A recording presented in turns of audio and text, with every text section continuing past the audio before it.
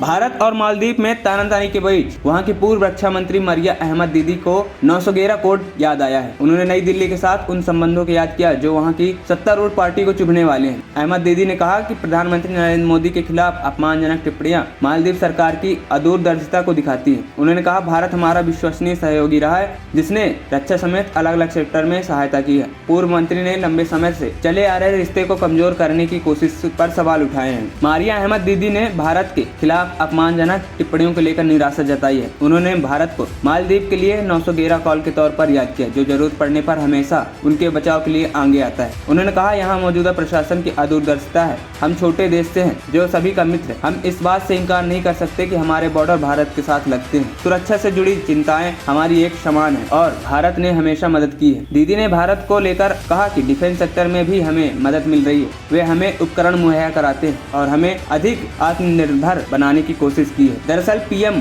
मोदी ने लक्षद्वीप के समुद्र तट पर बनाया गया वीडियो पोस्ट किया था। इसे लेकर मालदीव के मंत्रियों ने कुछ अन्य के साथ उनके लिए अपमानजनक भाषा का इस्तेमाल किया, जिसके बाद सोशल मीडिया पर विवाद खड़ा हो गया। मालदीव सरकार ने मोदी के खिलाफ अपमानजनक टिप्पणी पोस्ट करने वाले 3 मंत्रियों को निलंबित कर दिया है। साथ ही उनकी टिप्पणियों से खुद को अलग करते हुए कहा कि ये व्यक्तिगत राय है और यह सरकार विचारों का प्रतिनिधित्व नहीं करती है। वहीं विपक्षी नेताओं ने भी भारतीय नेता के खिलाफ अधिकारियों की ओर से इस्तेमाल की गई घटिया भाषा की निंदा की है। मालदीव के पूर्व उपराष्ट्रपति अहमद अदीब ने इन टिप्पणियों को अस्वीकार्य बताया है। उन्होंने कहा कि मालदीव सरकार ने को माफी मांगनी चाहिए और राष्ट्रपति मोहम्मद इयुज्जो को भारतीय नेता से बात कर राजनयिक संकट को सुलझाना चाहिए। मालूम हो कि 911 नंबर के जरिए दोनों देशों के राष्ट्राध्यक्ष बातचीत करते हैं। दोनों देशों के बीच यह इमरजेंसी नंबर है। वहीं श्रीलंका पाकिस्तान के बाद मालदीव का अब चीन का नया शिकार बनने वाला है, क्योंकि गाहे बगाहे मालदीव का चीन प्रेम दिख रहा है, लेकिन ये प्रेम मालदीव को कंगाली की राह पर ले जाकर छोड़ेगा। श्रीलंका और पाकिस्तान को आर्थिक तौर पर बर्बाद करने के लिए चीन का बड़ा हाथ है। दोनों देश चीनी